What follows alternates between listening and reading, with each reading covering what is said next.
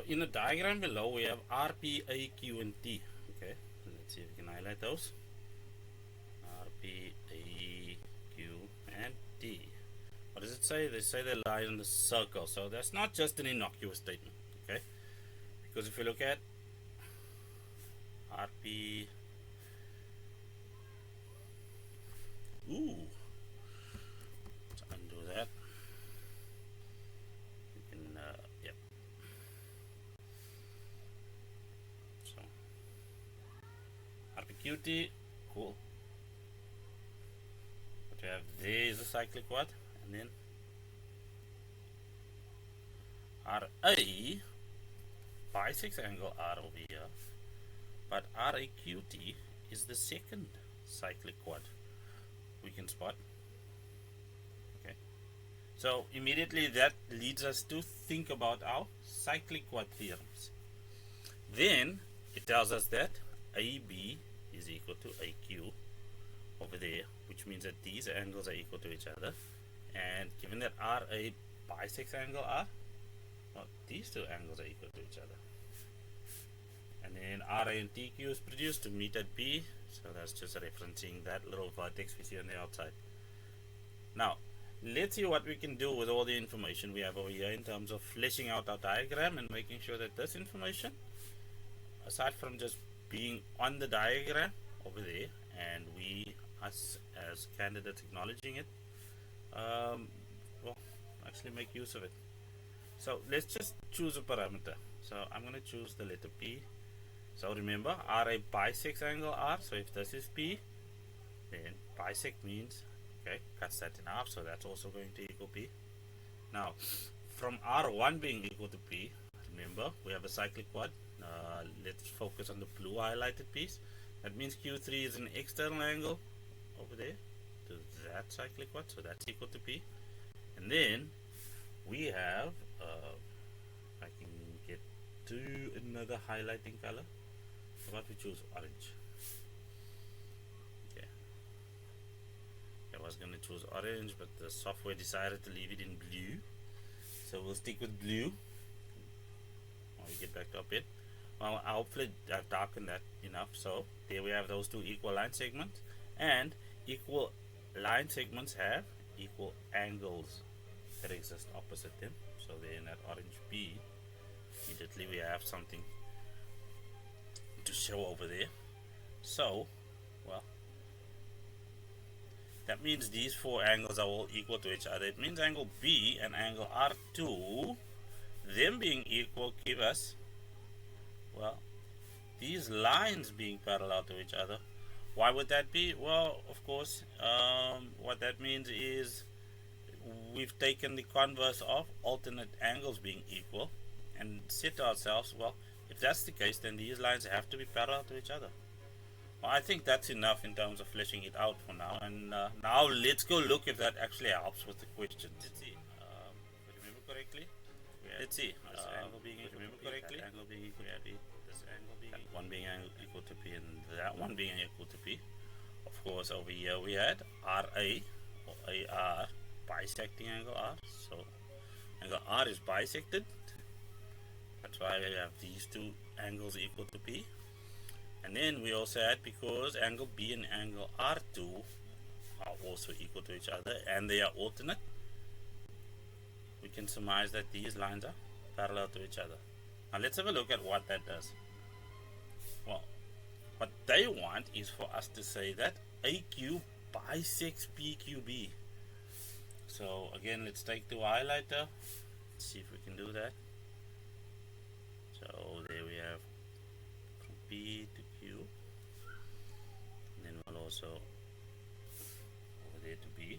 So that's the big angle, but what we need is this line segment AQ to bisect PQB, which is highlighted in blue, of course. Well, first things first, let's see if this is even possible. Well, from what we have over here, we'll go through the reasoning right now. We can see that angle R2 is going to equal angle PQ2 over here. because those are angles in the same segment. So as long as we're capable of completing our reasoning chain in the same way that we did before, we'll be able to show that AQ bisects this angle. So it's just a question of remembering what we did on the previous slide in terms of getting from one point to the other. So first things first, let's just say that angle R1 is equal to P. That's from us because we want to use a parameter. Our parameter being P in this case. So 8.1, what's the first thing we'll say? Well, we'll say that angle R2 is equal to angle R1. Why? That was given. We were told that R bisects angle R, and that was of course equal to P, and that is from us. Well, we'll leave that one for now, but from angle R1 we can jump to angle Q3. We can say that angle Q3 is equal to angle R1, which is also equal to P. Why? Because over there we're dealing with the external angle of a cyclic quad. And then from there we are good. We have that. Q3 is now in terms of a parameter. Then we can say that angle Q2 is also equal to angle R2, which is also equal to P. That is from angles in the same segment. So of course those two angles that I'm pointing to over there, that was Q2. That means that angle Q3 is equal to angle Q2, and that is as required for 8.1, because that is what that means. That is what I was required to prove. So let's clean this up. The diagram as such, I think our diagram is as updated as it is required. What's next? Well, next we are being asked to prove that TR, segment right here, is equal to TB. This line segment right there. Well, for that to be true, we just need to show that angle B is equal to P, and that is as easy as referencing or connecting it to angle Q3, because equal angles exist opposite equal sides. So let's remind our examiner and our marker of that fact. So for 8.2, we'll just say that, well, angle B is equal to angle Q3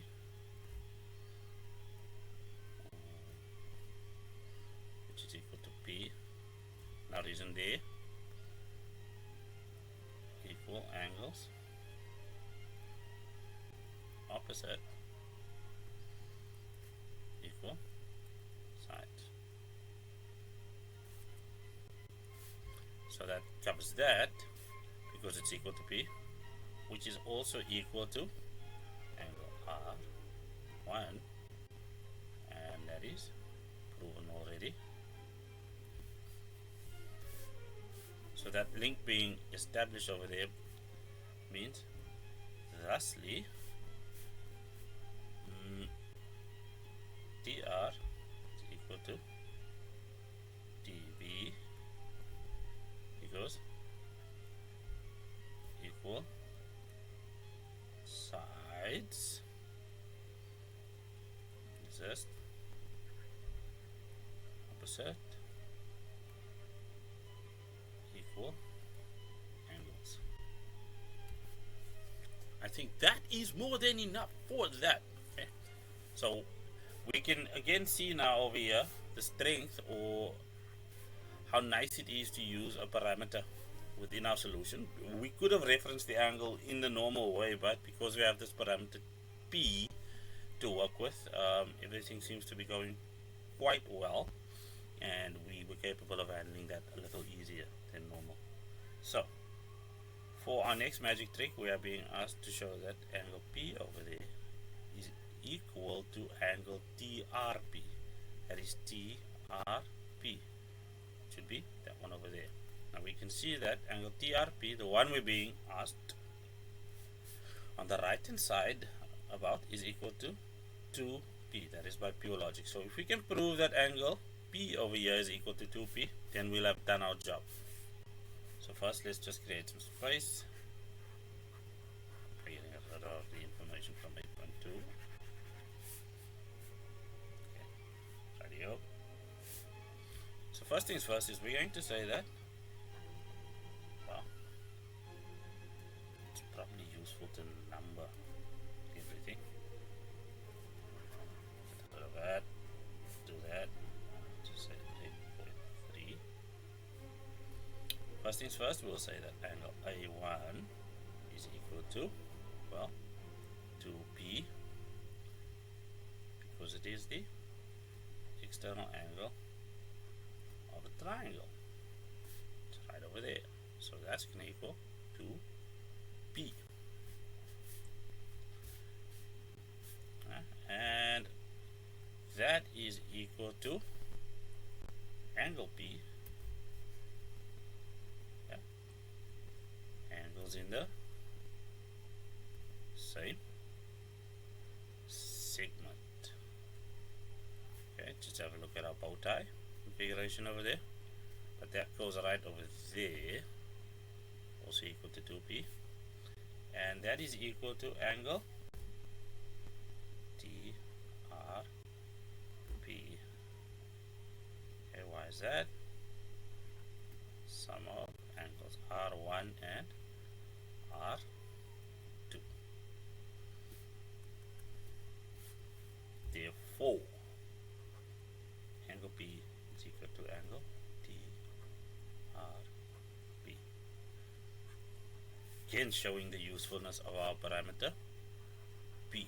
Well, you could have chosen the letter Q, the letter X, whatever your heart desires in this case, and it would have been more than